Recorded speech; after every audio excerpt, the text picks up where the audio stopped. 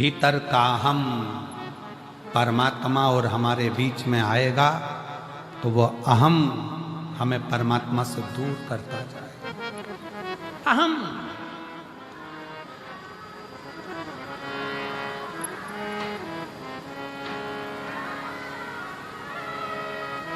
कल परिवार में से खबर आई कि ले है ना, तो ये 5 दिन भी अपनी झोली इतनी भर लो कि अगले वर्ष फिर बाबा कृपा कर दे। इतनी कृपा। ये 5 दिन भी अगर मिले हैं तो जीवन के वो लक्ष्य बनाकर, वो आनंद बनाकर सुनो। और मेरा फिर भटिंडा वासियों से निवेदन है, आज कथा का दूसरा दिन हो गया, 3 दिन की कथा और है आपके पास में।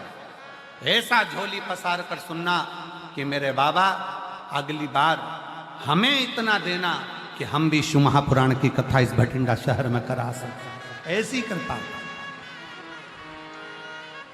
श्रवण करो दिल से।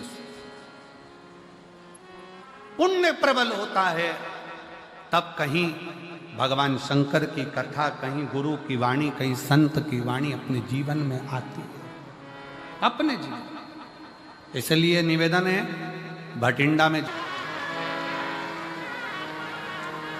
पुण्य के ये 5 दिन है, सुनो, धारण करो और अपने जीवन में उतारो। तत्व है, उसको धारण। 5 दिन है भटिंडा के पास में, इसको दिल से, आनंद से, जितनी सेवा से, जितने भजन से, जितनी भक्ति से श्रवण कर सकते हो और जितने प्रेम से बाबा को पुकार सकते हो पुकार।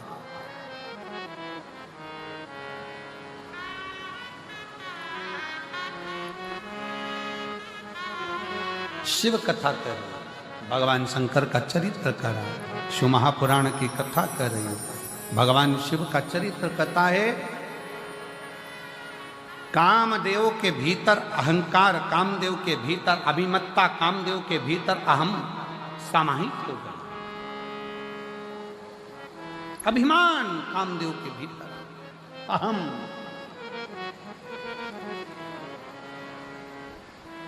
और जब कामदेव के भीतर अभिमत्ता समाहित हुई, अहंकार आया, मेरे शिव भस्म नहीं करते। जब अहंकार बढ़ता चले जाता है तो शंकर भी भस्म कर ही दे। एक शिव जी का एक भक्त था जिसका नाम था प्रनद।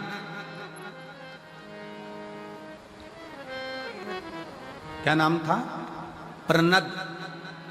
शिव जी का परम भगत था। क्या करता था वो कि कभी भी जिंदगी में उसने अन्न को ग्रहण नहीं किया, अन्न खाता ही नहीं, पानी पीता, पेड़ों की पत्तियां तोड़कर भगवान का श्रृंगार करता और उसी पत्ती का सेवन करता।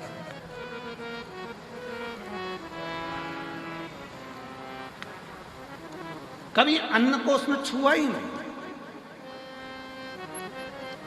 केवल शंकर भगवान को जल अर्पित करना, शंकर भगवान को बेल अर्पित करना, भगवान शंकर को बेलपत्र चढ़ा देना, भगवान शंकर के ऊपर श्रृंगार कर देना पत्तियों का, उसी पत्तियों को उठाकर उसको खा लेना।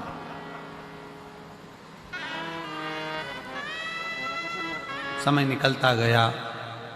एक दिन प्रनद पत्तियां तोड़ रहा था और डाली पे से नीचे गिरा। नीचे गिरते से हाथ उसका कट गया। कटा तो उसमें से रक्त गिरने की जगह उसमें से पत्तियों का रस टपक रहा। पत्तियों का रस टपक रहा।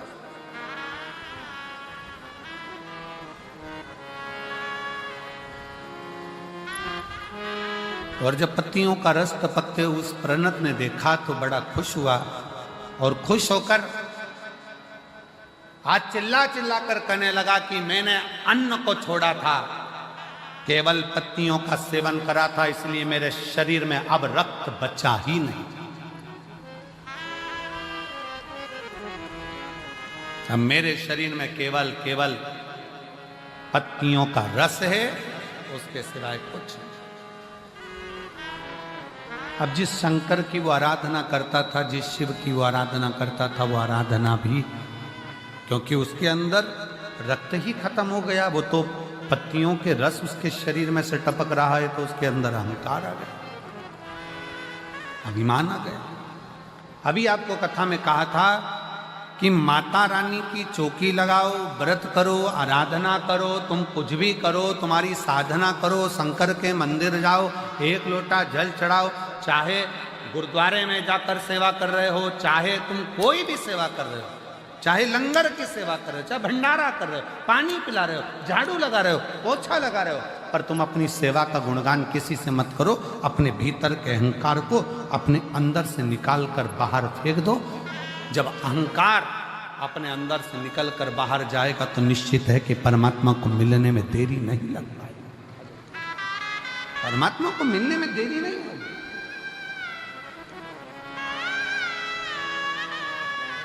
परमात्मा फिर मिलता जरूर है।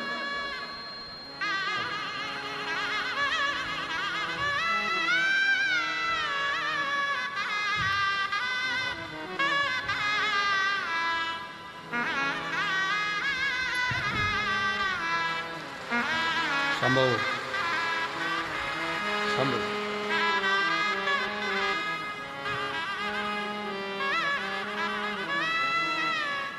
जोरदार ताली बजाकर साधु।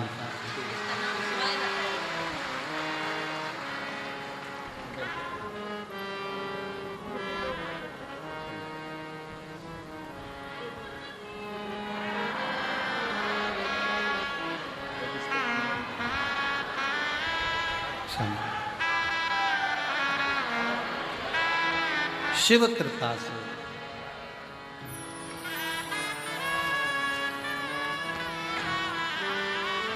आरती, पति का नाम अखिल, नूरपुरा ढाणी, सादुल शहर तहसील, गंगानगर, राजस्थान की है।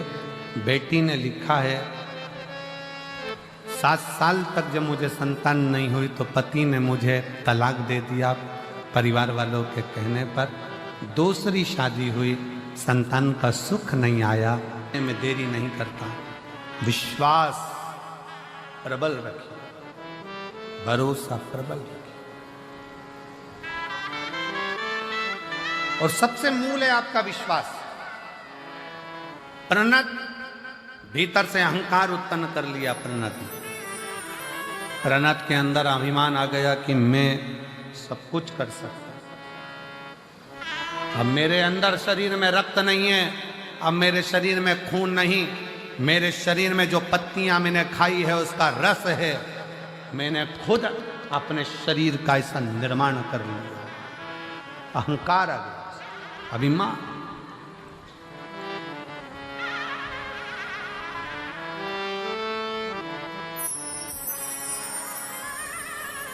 और फिर निवेदन है कि मत बुरे कर्म कर बंदे, वरना पछताएगा, भगवान की आंखों से बच नहीं पाएगा, तू बच नहीं पाएगा।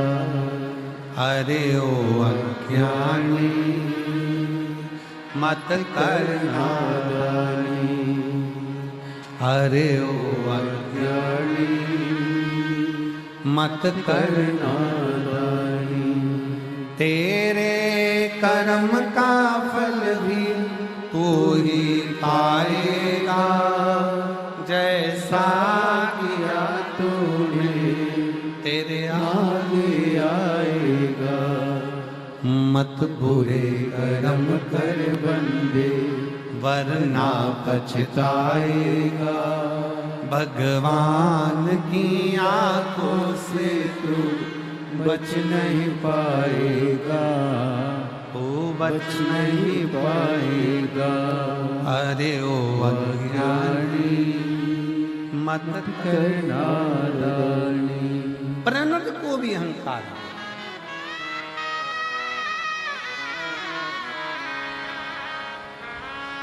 भगवान की भक्ति करने वाले हैं,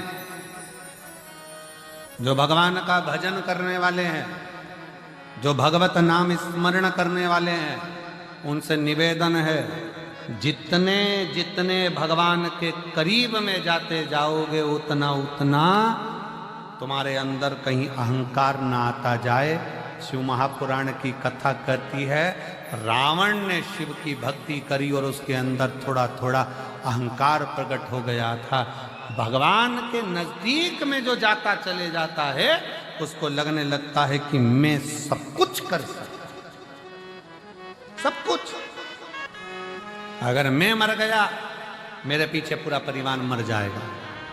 जैसे ही सेठ जी कह रहे थे इतने में उनके गुरु जी आ गए। अब गुरु तो गुरु है और गुरु जी ने आकर तुरंत उसी समय पर गुरुदेव ने आकर उसी पल उसी घड़ी उसी क्षण आकर कहा सेठ जी क्या बात है। सेठ जी कह रहे हैं गुरु जी मेरी पत्नी मुझे बहुत प्रेम करती है, मेरा परिवार मुझे बहुत प्रेम करता है, मेरे पोता पोती मेरे बच्चे बहुत प्रेम करते हैं, अगर मैं मर गया तो मेरा परिवार पहले मर जाएगा। इतने में गुरु जी बोले एक सीरियल का थोड़ा सा नाटक, थोड़ा सा टॉपिक हमको भी दिखा दो। एक बार मेरा मन है थोड़ी देर के लिए से चक्कर खा के नीचे गिर जाओ, हमें देखना है तुम्हारे मरने पर तुम्हारी पत्नी मरती कि नहीं मरती, तुम्हारे बच्चे मरते कि नहीं मरते। सेठ जी बोले पागल हो गए गुरु जी, ऐसा कोई मरता है क्या। गुरु जी ने कहा बस मेरा निवेदन है तुम मरो, मुझे देखना है क्या। और अगर मैं लुढ़क कर नीचे गिरा और मेरे परिवार को कुछ हो गया तो गुरु जी बोले उसकी गारंटी मेरी, तुम मरो तो सही। अब इतने में सेठ जी बोले ऐसे कोई मरता है। गुरु जी बोले बस तुम तो ऐसे चक्कर खा के नीचे गिर जाओ, मैं डॉक्टर को बुलवाऊंगा, उसको कह दूंगा डॉक्टर साहब तुम तो कह दो मर गया, और डॉक्टर को भी बाजू में रखूंगा, तुम चिंता मत करो, बस तुम तो देखना कि तुम्हारी पत्नी और बच्चे मर गए मेरे पत्नी बच्चे मेरे चक्कर में, तो वो मैं सब कर लूंगा, तुम तो मरो। सेठ जी ने चक्कर खा के नीचे गिर गए, डॉक्टर को बुलाया, डॉक्टर साहब ने कहा सेठ जी के प्राण चले गए हैं, सेठ जी के प्राण छूट गए, वो मर गए। पत्नी धाड़ कर रोई, बच्चे धाड़